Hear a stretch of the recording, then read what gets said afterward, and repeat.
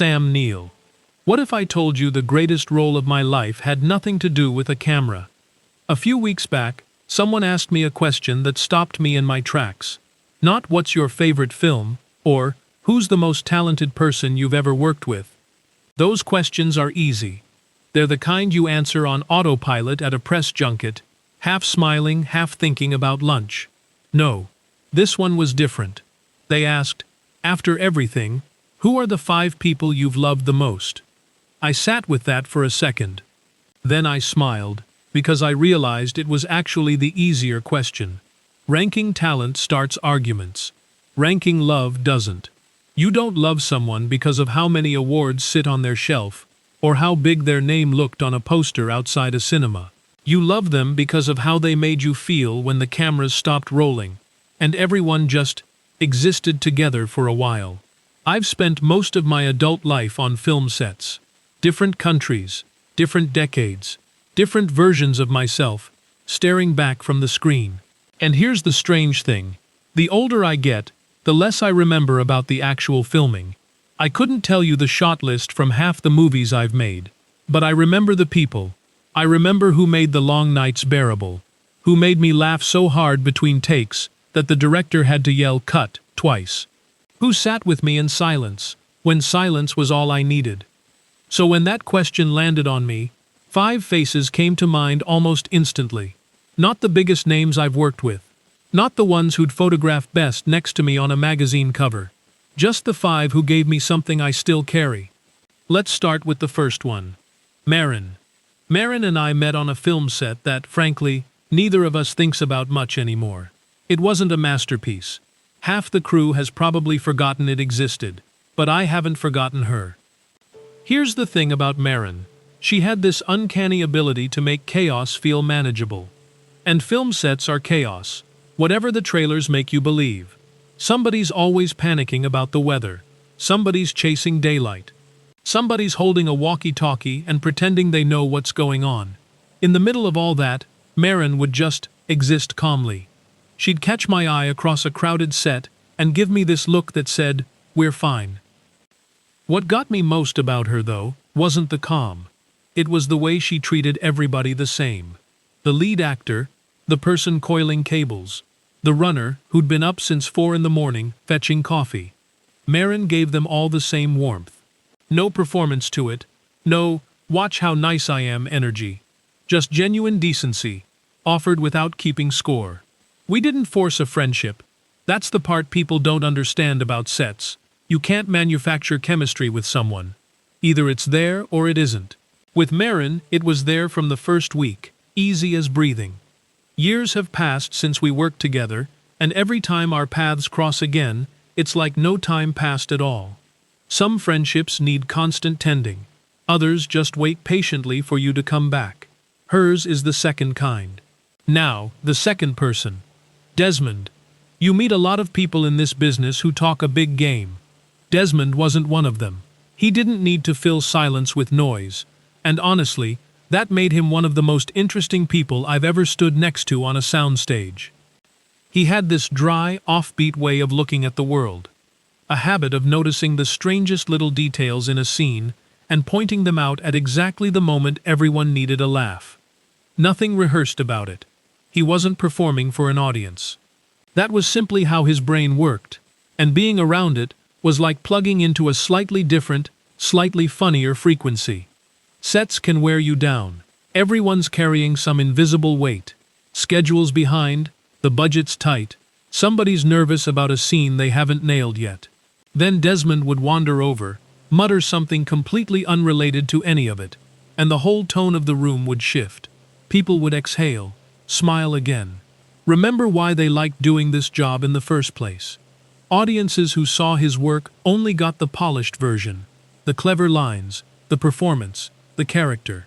I got the real thing, a guy sitting next to me in a canvas chair, waiting for the crew to reset a shot, talking about music or books, or absolutely nothing, and somehow making the wait feel like the best part of the day.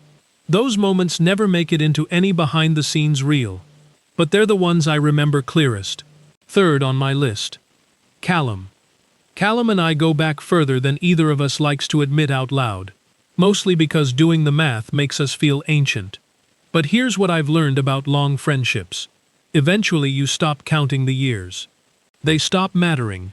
What matters is that the friendship's still standing. People assume showbiz friendships are forged at premieres, under bright lights, with champagne in hand. In my experience, it's the opposite. It's a late dinner that runs 2 hours longer than planned. It's a phone call that was supposed to take 5 minutes and somehow turns into 90. That's the kind of friendship Callum and I built. Quiet, unglamorous, and completely real. He never needed to be the loudest voice in the room. Never needed the spotlight to feel like himself. He was just comfortable in his own skin, which is rarer than you'd think in an industry built on performance. Months would go by without us speaking.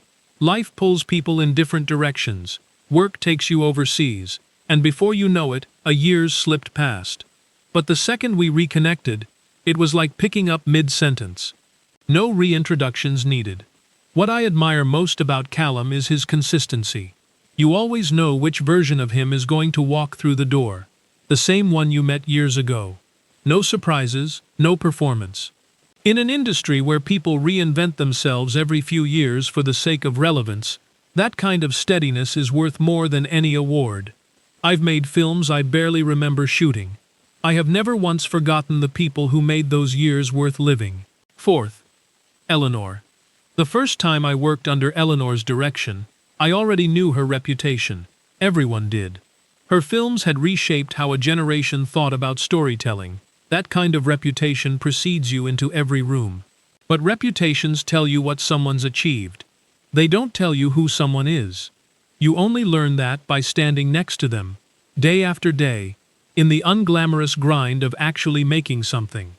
What struck me most about Eleanor wasn't her instinct for a shot, though that was undeniable. It was how she treated people.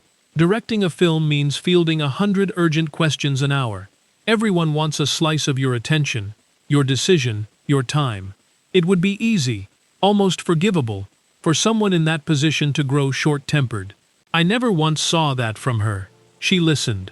Whether it was a lead actor with a note about a scene, or a first-day crew member too nervous to speak up, she gave them her full attention like it was the only conversation happening on set.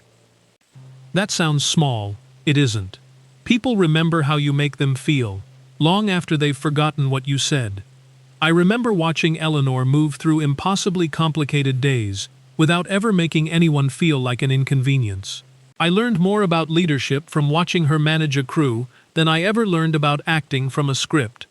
Looking back, it makes sense why so many people worked with her again and again. Talent gets people through the door once. Kindness is what makes them want to come back. And now, the last name. Julian. Some people might expect a bigger name in this final spot. Someone with more trophies, more headlines.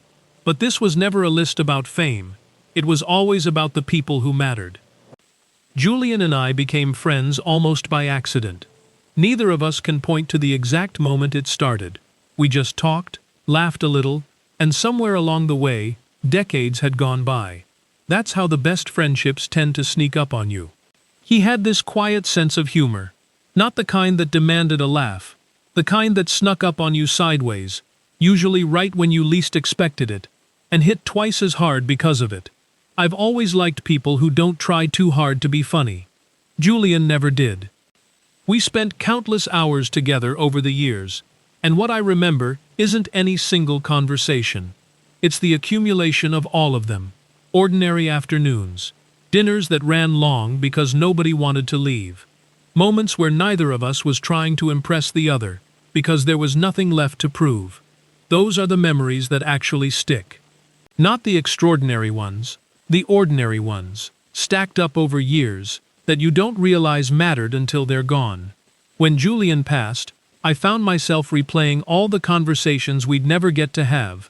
Not because anything was left unsaid between us, just because I would have liked to hear him laugh one more time. So there they are, 5 people. And when I think about my career, the films, the places I've traveled, the strangers who became something more, it always circles back to them. Marin reminds me what trust feels like. Desmond reminds me that laughter is a gift, not a performance. Callum reminds me that real friendship doesn't erode with time. Eleanor reminds me that kindness might be the rarest form of talent there is. And Julian reminds me that the people beside you on the ordinary days are usually the ones who matter most.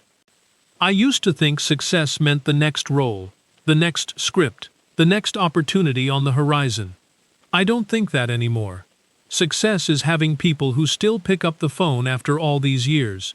Success is knowing your work, somewhere along the way, handed you people who became part of your life, instead of just part of your resume. If I could spend one more afternoon with all 5 of them, I doubt we'd talk about films at all. We'd probably just laugh, tell the same stories we've told 100 times before, and somehow still find them funny. And I think that's the whole point. Now here's my question for you, because I genuinely love to know. Who are the 5 people you'd name? Not the most impressive, not the most successful, just the ones who made your ordinary days feel like something worth remembering. Drop a name or 2 in the comments. I read every one of them. And if this kind of story is your thing, the quieter, human side of a life spent chasing a career, stick around. Hit subscribe, ring the bell, whatever it is you do these days, and I'll keep telling them. Because at the end of it all, I think these are the only stories worth telling.